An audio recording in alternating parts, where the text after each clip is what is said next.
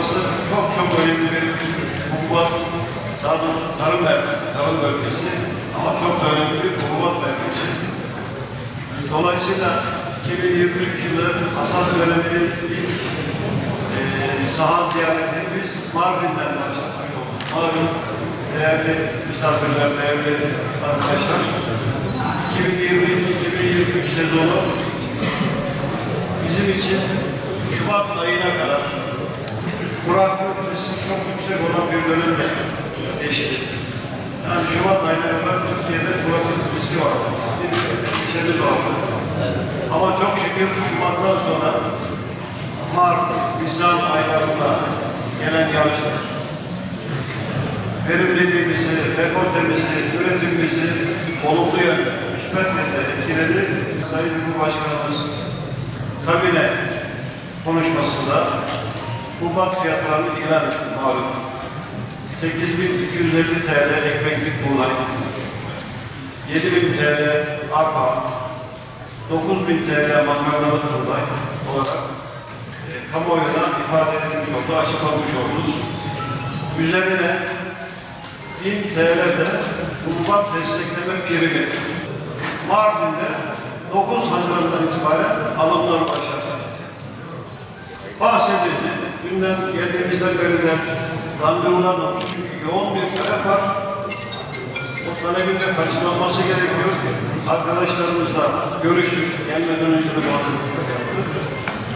Mardin'de alım yerlerimizin ve depolarının kapasitesini birkaç kat artırıyor başkanım. Artık pazartesi itibaren, yani ayın 19'undan itibaren alım yerlerimizdeki miktarlarımız şu anda 1200-1300 tonlar civarında. Önce 3700 tona. Ondan sonra da 4000 tonlara ve daha üzerine günlük alım kapasitemizi çıkaracağız. Hepsi yanımızda yani hızlı olmaya çalışıyoruz. Mardin'e geliyorum işte.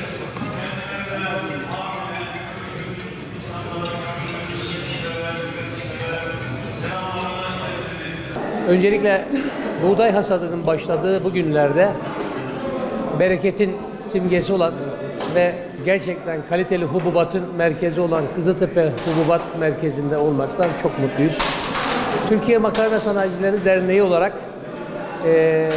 bu hasatın ilk toplantısını Mardin Kızıltepe'de ve bizzat hem buradaki makarnacı meslektaşlarımızla beraber hem de tüm sektörle beraber ve çiftçilerimizle beraber yapmak istedik. Öncelikle aldığımız bilgiler son 5 yılın en iyi hasadının olduğu, aynı şekilde kalite anlamında da son 5 yılın yine en iyi kaliteli hasadının olduğu yönünde. Bu konuda ciddi anlamda bizler de çok mutluyuz. Açıklanan fiyatlar, açıklanan desteklemeler ve bunların çiftçilerin kesinlikle eline geçmesi hususunda da çok ince ve hassas davranıyoruz. Bizim için en önemli olan şey, biraz önce Sayın Toprak Mahsuller Ofisi Genel Müdürümüzün de söylediği gibi, çiftçinin ürününü Toprak Mahsuller Ofisi'nin belirlediği fiyatın altında satmayarak her yıl ürün devamlılığının artmasını istiyoruz. Bizim için çiftçinin gerçekten para kazanması, sürekliliği, kalitesi, toprağına iyi bakması en önemli husustur. Çünkü hepimizin ekmek teknesi bu tarlalardır.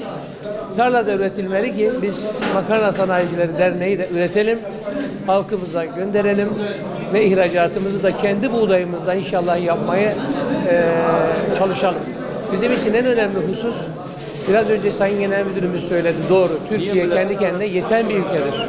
Ancak biz ihracatımızı da inşallah kendi mahsulümüzle yapmak istiyoruz. İthalat yapmadan yapmak istiyoruz. Bu yönde de çalışmalar devam ediyor.